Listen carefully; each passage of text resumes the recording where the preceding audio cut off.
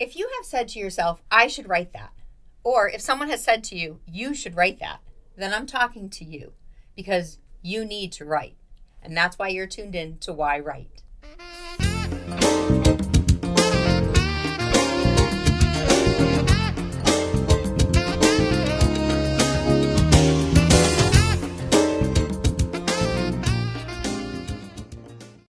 Hi, welcome to Why Write. I'm your host, Angela Grout. Thank you for tuning in to an episode to find out why writers are writing and why you should be writing your story too. Every week, I have different guests on the show that share their writing process to inspire you to not only write your story, but maybe to read theirs. And today, I am going to say that, I'm a writer, so I am going to share some of my writing tips, or actually a little bit of my writing journey. Well, as you can see, the studio is filled with books. I brought in some books today from my own bookshelves, and these are some of the books that sort of influenced, why I write and, what I like to read and things like that. So I'm going to go through some of these books today, and we're going to have a fun show. It's going to be something a little bit different, but I can hopefully at the end of the show, you're going to be able to walk away with, something that you understand that can help you. So let's see. I have piles here. So where shall I start? So I'm going to bring you back to maybe when I was in about 4th or 5th grade, and there's this really great author named Judy Blume. And Judy Blume was, I'm going to say, one of my first favorite fictional authors. She wrote some really great stories. Of course, this is Are You There, God? It's Me, Margaret, which every, I think, girl in the world just loves this book. And, it's a book that, you read, and as a adolescent, you're learning about the coming of age. And this is like some of the stories that I enjoy reading and writing is just, how you can share with people a journey, how to get through something. Because if you've had an experience and you can share your experience with someone else, hey, why not? So let's see. Before my table falls apart here, I'm going to start like a new pile over here because we're going to have lots of different things. But, very quickly, I'm going to go through right here. One of my favorite books. If you're a business owner, you're going to love this book. This is by Spencer Johnson, Dr. Spencer Johnson. It's called Who Moved My Cheese? This book, and there's another book called The E-Myth. And I didn't bring that book, but The E-Myth and this book are two books that I read over and over again as a business owner, because there are times where you get burnt out and you're just like, why should I go on? And both of these books are very inspiring. And as a writer, it's like, sometimes you're like, okay, where's the end? Where's the end? Who moved the cheese? So, I have to recommend these books here. Now, this one is by Deepak Malhora, and it's called I Moved Your Cheese. Not quite a follow-up to that, but the fact is, someone wrote Who Moved Your Cheese, and then it inspired them to write I Moved Your Cheese. And this is where I can say, you read a book, and it can inspire you to write a book. And, for me, I'm writing books sometimes, that aren't out there, the answer to this might be in this book. So therefore, if you're reading a book and you don't have the answer, then write it. Now, of course, all authors, all creative people, all people in general, need to find out who their authentic self is. And this book here is by Sarah Braun Breathnach, and it's called Something More. She's got 3 books, and I'm going to share with you. This is very kind of private, but I received this book, I'm going to say back in oh my God, I'm dating myself, huh? I want to say 1997. Let me just look to see what the date is in this book, because maybe it's not that old. Oh, it says 1998. But this is, when I have a book, especially whether it's a self-help book or if it's, any kind of personal nonfiction book, I have a tendency to write in the book. So I end up having an entire conversation with the author, and it helps me to find out, who I am and what resonates with me in the story. So obviously when you're reading a book, you might want to underline things. I mean, that's pretty easy to say, but you write in the margins, you kind of write your own experiences. For instance, this is called The Divine Disconnect, which is about getting us moving again. That's what this chapter is titled. And it says, this is how the spiritual world inevitably gets our attention. And of course, in the brackets here, and I'm randomly opening pages, I've written oh yes, I know this very well. I can't even read this. To grab a pen is like using a pearl. And, I've just kind of written my random thought on this page because, something about it resonated with me. So, there's self-help books out there, there's stories out there, and this is a story, that you can have a conversation with the author, which also is a conversation with you. Now, I brought up the spirituality quote, which I just randomly opened that page, but now I'm going to bring in a few books that really have inspired me because, I've talked about my spirituality. This is St. Catherine Laboran, and this is St. Maria Faustina. These two books really inspire me because if you have a message inside you to put into the world, or you have an idea or something to put into the world, you read these and you're like, you know what? They followed through with their idea. I talk a lot about when I do writing classes and things about how like the doctor who created the stent for the heart, he literally woke up probably one night at 3 a.m. and said, oh, I wonder if I put like a little staple or a balloon in someone's heart, if it could help them. And, it's a really crazy idea, but he followed through with it. And thank God he did follow through with it. Had he not followed through with it, not a big deal. We wouldn't know. But the fact that he did follow through with it, how many lives have been saved? Now, St. Catherine Laboran, I actually named my daughter after her, her middle name. But she, for people who see a lot of women wear the miraculous medal with Mary on it, she actually had a vision in the middle of the night about this miraculous medal. And what did she do? She drew it out, brought it to someone, and now millions of people are wearing this medal. So it's just a matter of when you get an idea, what do you do with it? Same thing with Sister Maria Faustina. Can't believe in this book there's not a picture of this, but she had a vision of a picture of Jesus, and she brought it to someone, they commissioned it, they drew it up, and now it pretty much sits in, I want to say, almost every Catholic church around. Sister Maria Faustina is very near and dear to me. I can definitely share stories later, and I have shared it on my Facebook page about how she performed some miracles for some friends of mine. So reading her books, this actually is a story of her divine mercy and how she got the picture done and things like that. But she also has published her diaries. And of course, when you're reading someone's diaries, there's nothing more personal than really seeing into their lives. So, between her and Emily Dickinson, and, all these wonderful people who share their journals. It's something that says, you know what, we all can write a journal. We all can write a diary, whether we publish it or not, is something completely different. But, you want to write down things in your life that are important that you want to go back to remember, which now brings me to my favorite book, which isn't on this table, which is The Notebook by Nicholas Sparks. Now, The Notebook by Nicholas Sparks is really kind of like that diary of someone sharing their life so that they can remember it. And, in the story, the husband is reading his wife's diary back to her, and she has dementia. And sometimes she remembers things and sometimes she doesn't. But I think it's very important to journalize. I think it's important to keep a diary because you want to look back on your life. You want to remember these happy, great times that you've had. So what better way to do that than to keep a diary? Oh my gosh. Look at all these books. It's crazy. So, sometimes, books jump off the shelf at you. And I will say, let's see, the following, oh my God, all these books jump off the shelf at me. So, being a mom, when my youngest was born, this book jumped off the shelf. So, of course, I was reading What to Expect When You're Expecting and, what to expect when the baby's born, things like this. But this is about how to like kind of maneuver through the first year. And again, this was something that, I'm highlighting and I'm writing in this book and making my notes, and my daughter, I think, drew in it too. But I ended up, they had a chapter on like what foods they've eaten and what foods they can eat. And it's so cool because I go back to this book and my daughter Maggie, I would write down the words she would say, like in the order she said them. So it's like, of course she's saying mama, dad. I always say her first word was hi. But, she'd said water and duck and binky. And, I'm writing these words down. And, even though it's not in a formal journal, I have a book here that has these things in it. I make a little note like, at 22 months, she can identify all of these words and she can say all of these words. And then she knows all her body parts. So I've written this down. So when I go back and, say one day want to write my journal, write my memoirs, I can go back and look at these notes, because we all have little scraps of papers with our notes. But, I already know why I have this book and why I'm keeping it.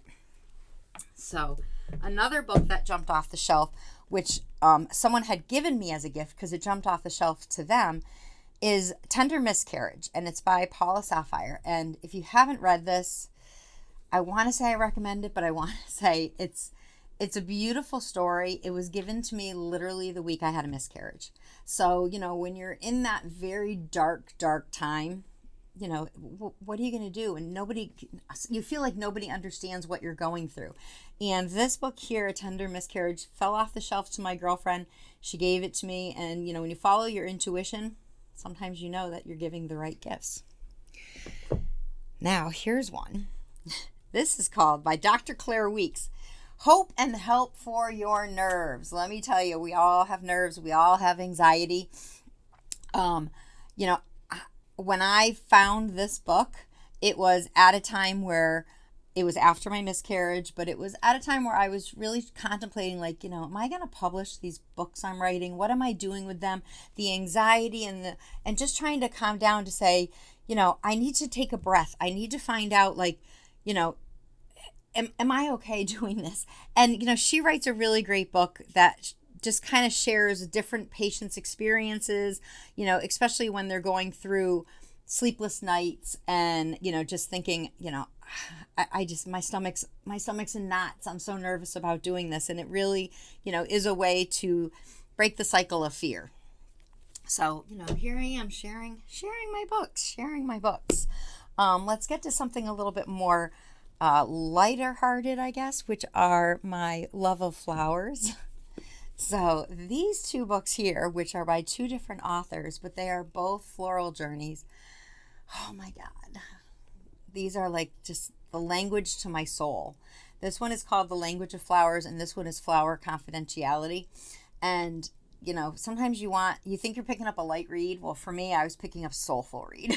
So, when you can find a book that's written in a hobby that you like or in your field, that, you meet a character that becomes a really good friend, that's what that's about.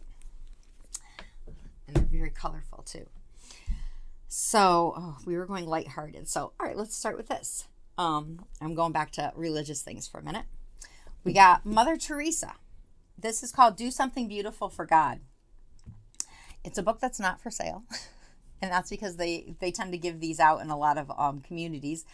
And it's a daily meditation read. I mean, look at this. Look at how short that is. Every day you just, I open this up and I will do one quick reading.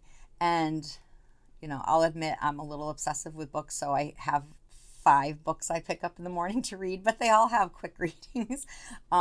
So, today here we have, June 4th. There's just a little blurb. And it's something to kind of kickstart your day or end your day with. I'm going to share this one with you because I didn't read it this morning because I was in a hurry packing everything up. This says, Mary allowed God to take possession of her life by her purity, her humility, and her faithful love. She did it so beautifully. Let us seek to grow under the guidance of our Heavenly Mother in these 3 important interior attitudes of the soul that delight the heart of God and enable Him to unite Himself to us. So here, it's talking about purity, humility, and faithful love. And, when you're writing, you have a faithful love on your project for sure.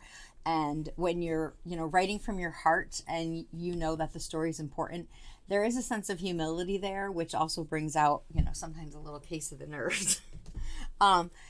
These are all great morals, great virtues that, it can just enhance our confidence. I recently was I on a podcast or was it, I don't know. I'm not sure if it was a podcast or if I was a class presentation I did at Western New England University about podcasting. That's what it was. And someone had asked me who my favorite author was. Now, of course, I just told you my favorite book was The Notebook by Nicholas Sparks. And they said, who's your favorite author? If you could sit down with one author and interview them, who would it be? And my answer was, it's going to be a little weird. And I'm going to tell you now, but it would be one of the authors of the Bible. Because, of course, as a child, you learn that God wrote the Bible. But as an adult, you start reading and you're like, oh, the book of Revelations was written by John. I wonder if John, I would sit down and say to John, when you wrote that book, did you realize how powerful and how long lasting that story would be, because anyone who's writing a story, it's long lasting. Like, this is in a binding. It's going to be in here for a very long time. People are going to pick it up because the cover resonates with them, or the story resonates with them, or the message inside resonates with them. So that was my answer, John. Of course, I would also, maybe talk to Jack Canfield with The Law of Attraction. This is another book that, he allows you to do some writing in the book. So, as you're, having the conversation, there's writing assignments in it. So, when you have books like this, don't be afraid to write in them. You own it. You bought it. Write in it. It's your book. These are mine, but, these are your thoughts and ideas. So simple, and I don't know, just kind of straightens out your life on the page. All right, couple more books here. So, of course, every writer is going to say, read Stephen King's On Writing. And I will recommend this book because Stephen King recommended this book to me. And I will share a little story how I sent him an email when I was writing April Rain, because, of course, it's a murder mystery. And I was like, why am I writing a murder mystery? This is weird. Why am I writing what I'm writing? And then I thought, well, there's other writers in the world who write kind of weird stuff. And, Stephen King's writing some pretty crazy, wild stuff out there. So I sent him an email and said, why are you writing what you write? And for you writers out there who do have questions for other authors, don't be afraid to email them. I mean, authors do want to talk. Obviously, someone like Stephen King, James Patterson, some of these very well-known ones, they may not answer you back directly. I did get answered back. However, I'm not a fool to think that it might have been his assistant. But either way, I got an answer. And, I was like, why are you writing what you write? And he wrote back and said, I'm glad you asked that question because that's why I wrote this book. And when I read this book, like, what is that? Oh, like a V8 or Peppermint Patty. What a sensation. He literally shares the story of how he got in a car accident and he was in a coma. And then when he woke up, he asked his wife for a typewriter. And of course, she's like, Stephen, you're in bed, recover. You don't need to be writing anything. And he turned to her and said, you don't understand. God saved me because I have to write a book on writing. So get me my typewriter. And right there tells you why he writes. Because when you have something that's inside you that you have to get out, you have to get it out. So his story on writing really helped me to know that, you got to write. So now talking about writing, there is an author named Julia Cameron. A lot of writers know her because she is the author of The Artist's Way. And she has a book that can help you start morning pages. If you're not doing morning pages, that's when you get up right out of bed and, after you pee, but not after you get your cup of coffee. Sometimes you just sit down and you just write 1 page, 3 page, 1 page is fine. Just get it on the page. Well, she also wrote this book called The Sound of Paper. And I'm pausing to give it silence for a minute because the sound of paper can be so silent, but it can also be loud. And it's not the paper that's loud, it's the words on the page. And, this book, I don't know, it's a beautiful story. It kind of talks about like how to bloom where you're planted, and, that, when you work hard to make art, it gives you fuel to continue. So The Sound of Paper is a great book by Julia Cameron. Oh, I got something that fell out. Move that over there. So now we're going to move into a little bit more of like writing things. So these are a couple other books that I've really liked. The 7 Spiritual Laws of Success. I first read this. Oh, look at this. I read this the first time. The second time reading this exact one was on January 28th of 2024, because I will sometimes date when I read a book. And I kind of have done some summary in the front of what I read so that I don't have to reread the whole book. I mean, I have highlighted points, so, I can go back and just say, okay, let's, flip through this. What is this? The quality, here I've underlined, the quality of intention on the object of attention orchestrates an infinity of details to bring about the extended outcome. And I know exactly why I wrote that, why I underlined it, because when you have the intention to do something, you have to give it the attention. And when you give it the attention, then you get the intended outcome that you want. So, I remember writing this. So I was like, yeah, this totally resonates with me, because if you put your intention on something, the intention to write that book or that story or start the podcast or do whatever, the intention of it is getting the attention. So you're actually doing it. You're taking the action to do it. And, before you start something, you want to look and see the final result. So, the final result of writing a book, Left to Tell, another amazing story. And the reason why everybody should write, because when you're gone, who's left to tell your story? You got to tell your story.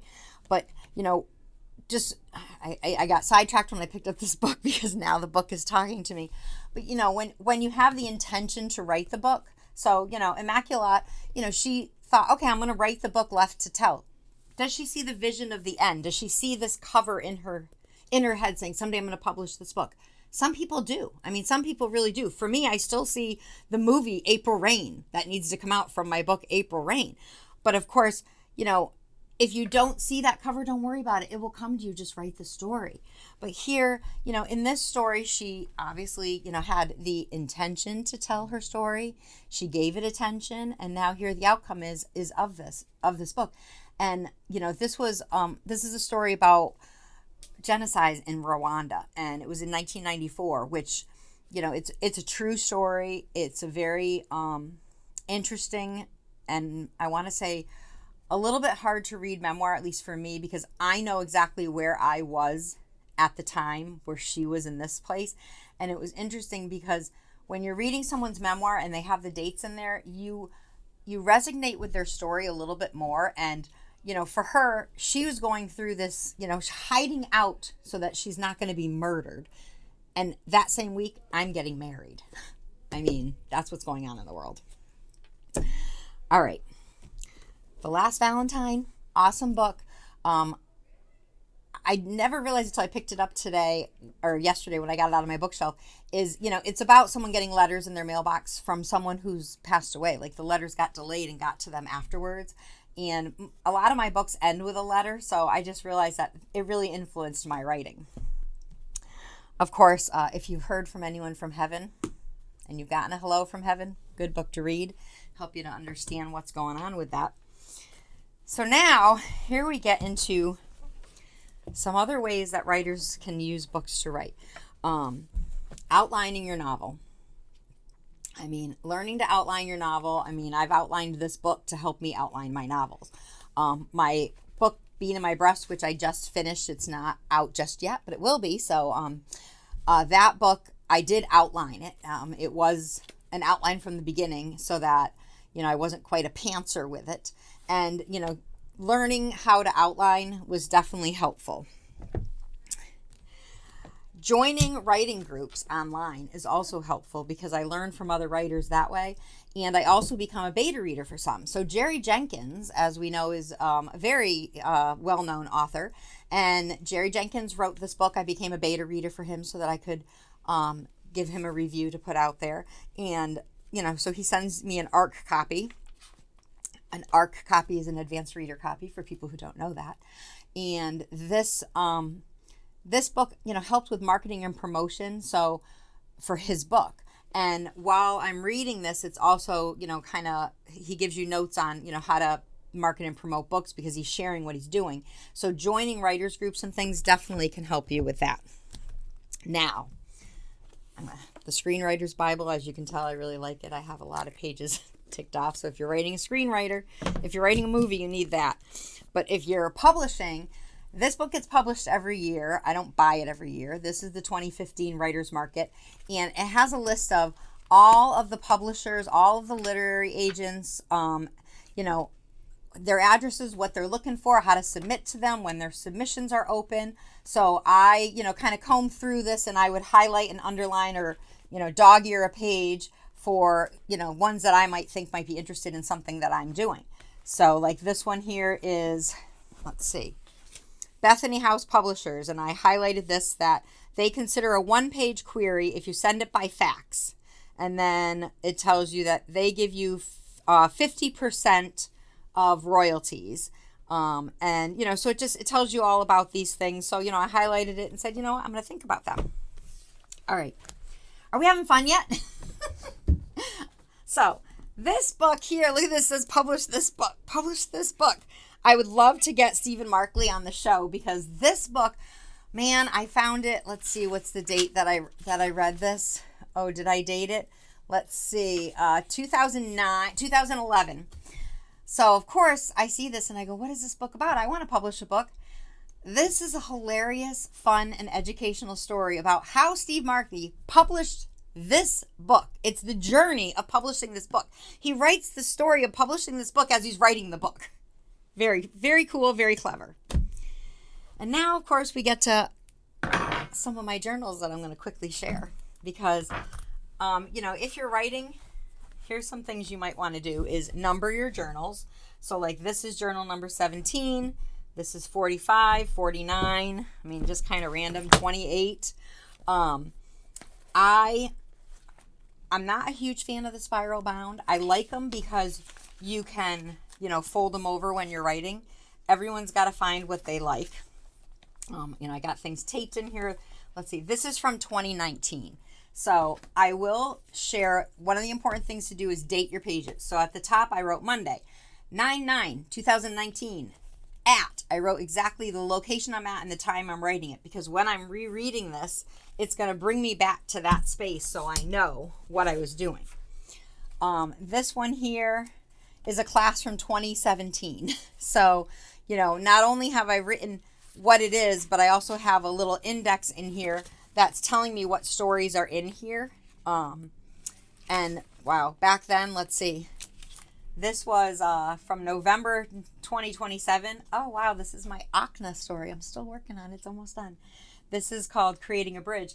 But I wrote typed in here, so I know it's typed in my computer somewhere. And that's the title it's under. So it's very helpful when you have things like that. Now, like I said, the spiral bound are great, but these are my favorite. My favorite. If anyone wants to send me these, oh my God, I would totally take it. They are, they're by, well, let's see. These ones are by True Red. They're hardcover. They open up. They have a little pocket in here. I love this. And, oh, maybe this isn't the exact one. Oh no, I hope I brought the favorite one. They have an index in the front, which I love. Oh. So you can write your content. So I write the page and what it is. So here I can scan through this, and I've gotten neater over the years. This book is from 2022. So like here on page 10, I have a poem that says, What He Did to Me.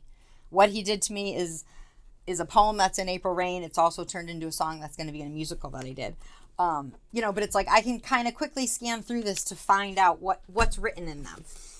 Again, look at this. It's got a nice little cord here, and so not only do I love these because they have a table of content in the beginning, look at all my pages, what's written on each page, but the pages are numbered.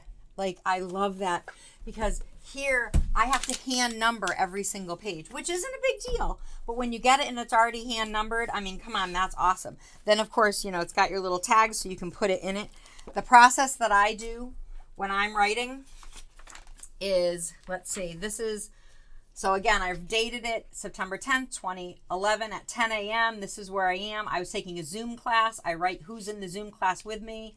And then I put a check mark through the pages now. So if it's check marked, I know that I have typed it up, which is very helpful to me. I also, once I type it up, write down how many words are in it. So this one has 1,221 words, has my title. Oh, look, I even wrote when I typed it, which is nice. I don't always do that now. And then when I read it to a reader's group, I'll write when I've read it and the dates. So those are just a little bit of the process of, how I try to keep things organized. I know this looks like a mess on this table, but there's a little bit of organization to it. The last thing I'll share with you is, when you're writing one book and you start writing something and you're like, that doesn't belong in this story, or you just start writing something random that, you didn't plan on writing. they're called story starts. So, here I have WIP, which is work in progress. 411 because it's information.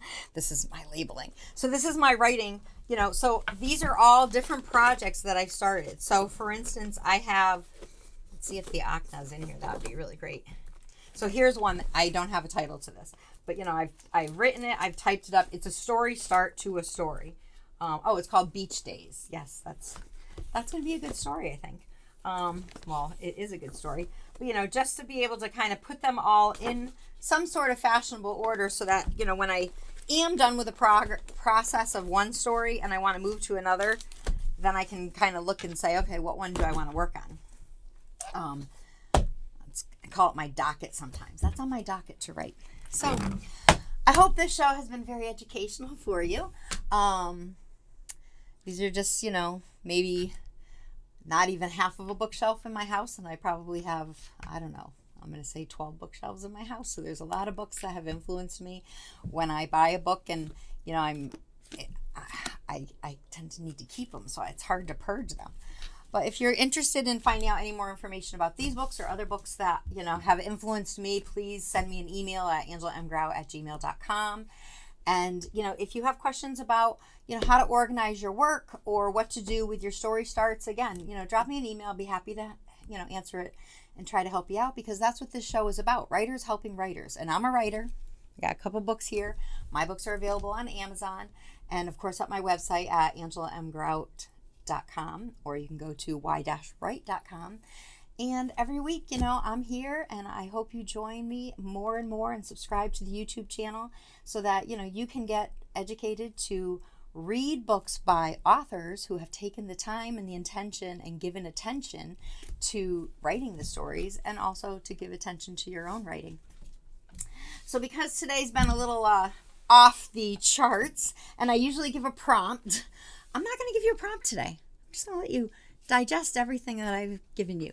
And, maybe I'll just make a little suggestion is, maybe make a list of books that either have influenced you in writing, or books that you think, that are calling you to go read to help you, whether it's to entertain you or educate you.